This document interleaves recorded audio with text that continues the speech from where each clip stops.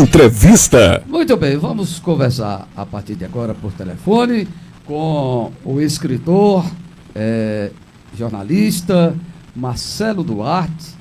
Ele assumiu recentemente a Academia Brasileira de Letras do Futebol. Marcelo Duarte, satisfação ouvi-lo aqui no programa Mar Azul na Linha da Notícia, a Rádio Mar Azul Distância. Bom dia. Muito bom dia para vocês, muito bom dia para todos os ouvintes.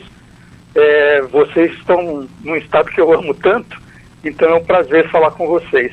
A satisfação é toda nossa, Marcelo. Marcelo, recentemente, agora no início do mês de fevereiro, você assumiu a presidência, né, da Academia... Desculpe, aqui tem academia também. O que vem na memória é isso. A Academia Brasileira de Letras do Futebol. Não é isso? Isso. É uma academia muito jovem, ela é muito nova, ela só tem 2 anos. É bastante jovem mesmo, 2 anos apenas, né? Ela é uma ideia, né? Ela foi concebida pelo jornalista Severino Filho, o Buim, que é de Teresina, e ele teve essa ideia, porque o Severino constatou uma coisa que todos nós sabíamos, né, que os livros de futebol, eles aumentaram muito nos últimos tempos.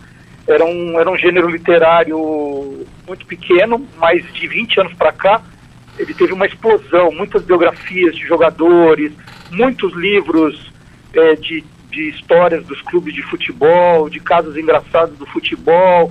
Agora, numa época como de Copa do Mundo, tem muito lançamento. Só que quando chegava na hora das grandes feiras literárias, né, decidirem a sua programação, ninguém lembrava do gênero, né? Ou ninguém lembra ainda. Então, os autores de livros de futebol, eles não são convidados, eles não vão para debater. E o Severino achou que era preciso criar uma entidade, um grupo, né, para que a gente meio que se fizesse aparecer, né, que as pessoas percebessem que tem ali um grupo muito importante de escritores, de obras com qualidade, e que nós mereceríamos aí um espaço, como eu estou tendo agora com vocês, né, para falar de livros de futebol. Quantas cadeiras existem na Academia Brasileira de Letras do Futebol? A gente segue o padrão da grande parte das academias, né, como a Academia Brasileira de Letras e outras academias. São 40 cadeiras, então cada cadeira tem o seu patrono, então são 40 patronos e 40 cadeiras. Em 2 anos, nós tivemos aí a infelicidade de perder 4 acadêmicos, então já foram substituídos 4, né? Então nós tivemos os 40 acadêmicos fundadores e hoje já são mais 4 que aí são votados, né? As pessoas hoje podem se inscrever, sempre que uma cadeira fica livre, né? Ela pode se inscrever, né? Concorrer a uma eleição e os acadêmicos votam os novos integrantes.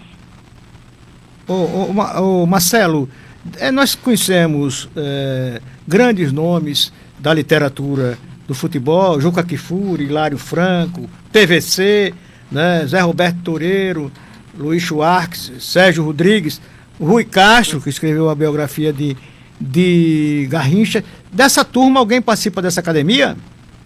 Sim, você citou, né, o Juca Kfouri que faz, o Paulo Vinícius Coelho que faz, o Rui Castro que faz. Nós temos outro grande nome também que faz parte da Academia Brasileira de Letras, que está na Academia Brasileira de Letras do Futebol, que é o Inácio de Loyola Brandão, que escreveu livros de futebol. Zé Trajano então, também. Bom, a gente tinha o Luiz Fernando Veríssimo, que nós perdemos, nós tínhamos o Rui Carlos Osterman, que nós perdemos, o José Roberto Toureiro ainda não é, mas é um nome com certeza que deveria, né, que deve se candidatar em breve para fazer parte. O Sérgio Rodrigues tem um livro maravilhoso do drible. Agora, como presidente, eu vou incentivar muito esses nomes e outros, né? A gente tem outros nomes importantíssimos aí que se candidatem, né? Que façam parte da academia. Que é muito importante que com esses nomes que o diálogo entre nós aumente e que a visibilidade da academia aumente. E como eu falei, é uma academia muito jovem, ela só tem 2 anos, é muito pouco para que as pessoas reconheçam, lembrem de você, mas agora a gente já está com página na Wikipédia, isso é uma coisa bacana. Nós temos a nossa página no Instagram também, em que, além de falar dos livros dos acadêmicos, nós temos uma preocupação muito grande de mostrar a produção dos livros de futebol que estão sendo feitos hoje no Brasil. Então, a gente está divulgando livros que não são necessariamente de acadêmicos, mas que são livros do futebol, de futuros acadêmicos, talvez, mas que está mostrando essa pujança de lançamentos, de títulos, de autores de livros de futebol. Todo dia a gente tem recebido aí mensagens, né, de gente nos procurando, falar, eu estou lançando um livro, vou lançar um livro, eu gostaria que vocês divulgassem. Então, é uma produção bastante grande, é um gênero hoje bastante importante. Marcelo, eu o conheci quando você fazia parte do programa Você é Curioso. Lá eu assistia, eu era ligadíssimo. Depois eu passei a assistir Fanáticos por Futebol, né? Você não era? E você é Curioso, era você e Silvânia Alves que apresentavam. Que foi um programa até um programa que eu acho que foi premiado na época, tá? Mas eu assistia, todo sábado eu assistia, viu? Era um negócio extraordinário para mim. E você publicou uma série de guias dos curiosos, mas você também publicou livros importantes, o Esquadrão Curioso, Caçadores de Fake News, a Independência Zero, eu tenho Memórias Póstumas do Burro da Independência, que foram livros premiados, né? Né? E você também é curador do Museu do Futebol. O que fez você se dedicar tão integralmente a duas coisas às vezes distintas? O que você fazia através do Guia dos Curiosos, até que pode ter cruzamento, mas são coisas um pouco distintas, e essa sua vocação literária em si, não é só uma vocação para a literatura do futebol, mas para a literatura que atrai, né, a ponto de ser premiada, né, pelo Ministério, se eu não me engano, da Secretaria Especial da Cultura e do Ministério do Turismo. Bom, o teu depoimento me deixa bastante feliz, porque eu apresentei o Você é Curioso na Rádio Bandeirantes durante 19 anos. E foi um programa que acho que marcou a vida de muita gente. Até hoje eu recebo mensagens, o programa tem que voltar, e não sei o quê. Então, é um carinho enorme. E nós tínhamos uma audiência gigantesca em Sergipe, né? É uma coisa que, por isso que eu digo, é um estado para mim muito querido, que eu visito muito, e que muita gente ao ouvir meu nome, ouvir a minha voz, né, fala, nossa, estou reconhecendo a voz, eu vi o programa. Então é uma satisfação enorme, né, ter esse carinho até hoje. O programa deixou de ser apresentado durante a pandemia, e aí a Bandeirantes, enfrentando problemas financeiros grandes, desistiu do programa, infelizmente. Fiz durante um tempo na internet, E hoje eu, em vez de fazer os programas longos, eu estou me dedicando a publicar pílulas de curiosidades nas redes sociais, né? Então tem no o Guia dos Curiosos no Instagram, no TikTok, eu faço muita curiosidade, né? Em vez de fazer um programa inteiro, como eu fazia antes, agora eu divido em pequenas curiosidades, está fazendo um sucesso bastante grande. E eu sempre fui muito apaixonado por literatura, né? Eu sou de uma geração ainda que a gente lia muito.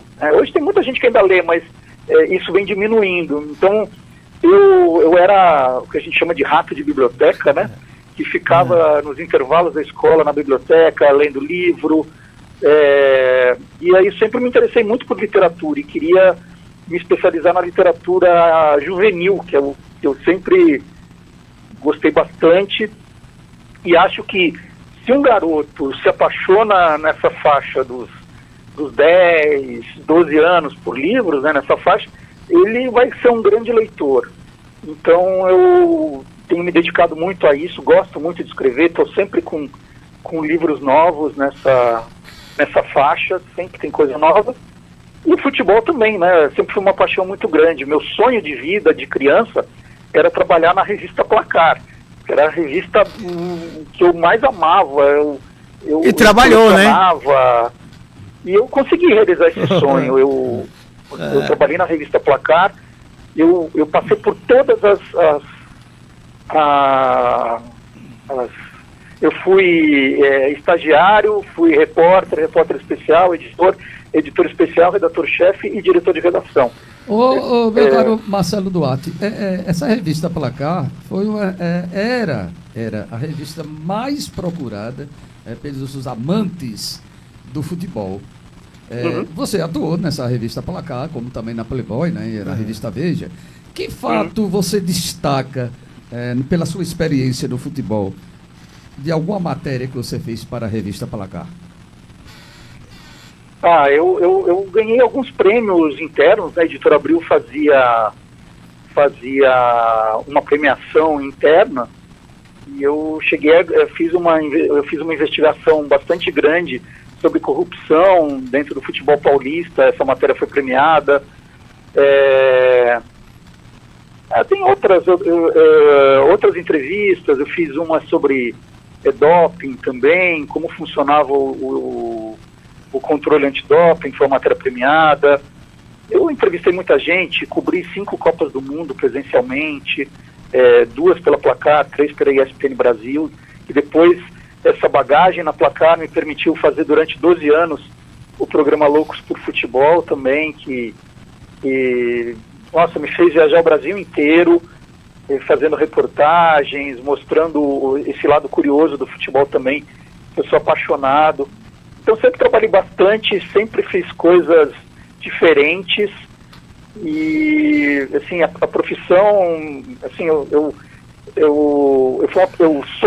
sou um profissional muito feliz com tudo o que eu fiz e continuo fazendo. Pode falar. Marcelo, aqui um ouvinte da gente, aí do Rio, viu? O Valdir está perguntando sobre o seu álbum, dos álbuns de figurinha da Copa, publicado pela Panda Books, num ano que foi publicado agora, né? Um ano de Copa, né? E a gente aqui vive num lugar que aqui, álbum de figurinha era um negócio, a gente ia para as portas do cinema trocar figurinha, como todo mundo fez no país. E aí você lança um álbum dos álbuns de figurinha das Copas. O que de fato é isso, o álbum dos álbuns de figurinha da Copa? Então, ele é uma pessoa muito bem informada, porque esse livro vai ser lançado agora na primeira semana de abril. Pronto, o Valdir já está antecipando. Eu também coleciono álbuns de figurinha desde 1970. E o primeiro álbum que eu colecionei foi um álbum da Copa do Mundo, que meu pai comprou, me deu, e tinha o Pelé e a Jules Rimet na capa, e eu tenho guardado esse álbum até hoje. E eu continuei colecionando os álbuns de 70 para cá. Eu sempre achei, aí como jornalista, e agora vendo essa loucura que é as trocas, né, todo mundo na expectativa da venda das figurinhas, eu achei que alguém precisava escrever um livro contando a história dos álbuns de figurinhas das Copas do Mundo no Brasil. Porque a gente tem figurinha de Copa aqui no Brasil desde 1934. Uhum. E o primeiro álbum saiu em 1950. Então eu escrevi um livro que está saindo, como eu falei agora, na semana que vem, já está em pré-venda, né, no site da editora Panda Books.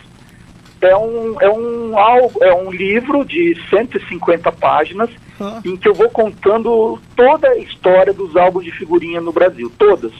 Então todos os álbuns de Copas de 58, 62, por aí vai, até chegar nos da Panini. É um livro muito ilustrado, tem fotos de das capas de todos os álbuns, de algumas páginas internas, de algumas figurinhas. E é muito legal, porque mexe com a memória afetiva de muita gente. Assim, tem gente que vai falar, tem o da Ping Pong de 82, né? Tá lá. Tem todos os da Panini, tem os álbuns da Editora VEC, tem os álbuns que prometiam prêmios e você nunca completava, né? As páginas inteiras, eram álbuns que ficavam sempre incompletos. Então eu vou contando a história, dando curiosidades, e vai em ordem cronológica, mostrando tudo que a gente já publicou. É um livro que está lindíssimo. Ô, Marcelo, um ouvinte aqui de Lagarto, Paulo Salles, está perguntando se ainda a Enciclopédia dos Craques, que você publicou com Mário Mendes, se ainda há edições atualizadas, porque ele diz que um livro que ele gosta seu é 100 camisas que contam as histórias de todas as Copas, e ele gostaria de adquirir esse Enciclopédia dos Craques, que você publicou com Mário Mendes, pela Panda, não foi? Books. E ele quer saber se esse livro tem a edição atualizada. Olha, eu fico muito feliz que todos os ouvintes aí conheçam tão bem a minha obra. O Enciclopédia dos Craques foi um projeto muito bacana que eu fiz com o Mário Mendes, numa época em que a internet ainda não era tão forte, né? Você tinha dificuldade para encontrar fichas dos jogadores. E o Mário Mendes foi a gente fez um trabalho muito bacana na Rádio Bandeirantes, durante o programa Fanáticos do Futebol. Ele era o produtor do programa, e o Mário tinha uma agenda de telefones dos jogadores que era impressionante. Ele tinha telefone de todos os jogadores que eu puder imaginar, né? E falei, Mário, vamos fazer um livro, porque a gente pode perguntar para os jogadores, né, os clubes que eles passaram, as datas, porque não tinha essa informação fácil, né? E então nós fizemos, é um livro lindíssimo, o Enciclopédia dos Craques, mas ele precisava ser atualizado muito. Essa coisa do mercado da bola, né? Como os jogadores trocam muito de time, o livro precisava ser atualizado toda hora, e no mercado editorial isso é muito difícil. Uhum. E logo a internet dominou isso, né? As fichas dos jogadores foram para a Wikipédia, foram para outros lugares ali em que a atualização é muito mais rápida. Então o Enciclopédia dos Craques deixou de ser publicada, porque ele ficava desatualizada muito rápido. Então hoje só dá para encontrar a Enciclopédia dos Craques, para quem quiser essa edição antiga, né? Em sebo? Nesses sebos virtuais, na estante virtual, por exemplo, é fácil de encontrar. E os 100 camisas que contam a história das Copas foi um projeto que eu fiz para a Copa de 2018. E então ela teve aí uma vida de 2 Copas. E agora eu estou com esse livro novo. Eu sempre prefiro trazer algo novo do que só ficar atualizando as coisas antigas. E então o 100 Camisas, que é um livro maravilhoso também, que é muito bonito, que é muito bem ilustrado, ele durou 2 Copas. Agora o que vem por aí é o álbum dos álbuns das Copas, que eu acho que é um livro que vai fazer muito sucesso entre os colecionadores de figurinhas de todas as idades. É bastante interessante as suas obras literárias, suas matérias, né? Como fazer para adquirir esses livros? Ainda é possível? Todos os meus livros hoje, eles são publicados pela editora Panda Books, né? Panda Books. Panda é o bichinho, Panda. Isso. P-A-N-D-A, Books, né? Livros em inglês, Panda Books. Então, já inclusive o do álbum está na pré-venda. Agora, os livros fora de catálogo, eu sempre recomendo dar uma olhadinha na estante virtual, que é um marketplace de sebos de livros. Eu sempre encontro livros fora de catálogo por lá. Então é a recomendação que eu faço. Mas os atuais, né, os livros juvenis, a edição nova do Guia dos Curiosos, que acabou de sair uma edição atualizada dos 30 anos do Guia, que está também muito bonita, tudo isso é no site da Panda Books. Ou se alguém tiver dificuldade, né, para achar o caminho, pode me procurar pelas redes sociais do Guia dos Curiosos, né, no Instagram, Guia dos Curiosos, é o mais fácil, e aí eu mostro o caminho, né, e podem me seguir também, sempre tem curiosidade nova, não só de futebol, de todos os assuntos. Marcelo, a professora Cacilda dos Santos disse que durante muito tempo trabalhou com um livro com crianças, um livro seu chamado Detetive Vagalume, o misterioso caso do Escaravelho. A professora está cumprimentando você, ela disse que fez muito trabalho dentro de uma instituição escolar, mas também de uma instituição de recuperação de crianças aqui no estado de Sergipe, no município de Buquim. Poxa, que lindo, eu estou muito emocionado com todos os depoimentos aí. O Detetive Vagalume e o misterioso caso do Escaravelho é uma homenagem que eu fiz aos 50 anos da coleção Vagalume. Eu comecei a ler, né, eu me tornei leitor lendo os livros da coleção Vagalume e também tinha um desejo muito grande de publicar pela coleção Vagalume. Eu publiquei 5 livros pela coleção Vagalume e quando a coleção agora completou 50 anos, em 2023, eu tive a ideia de fazer um romance juvenil, é uma brincadeira, eu criei um detetive chamado Detetive Vagalume, porque os livros da Vagalume tinham muito esse ar de suspense, de mistério. Então eu criei um detetive e escrevo uma história que é uma aventura, como os livros da Vagalume traziam, e quem não conhecia Vagalume vai ler perfeitamente bem.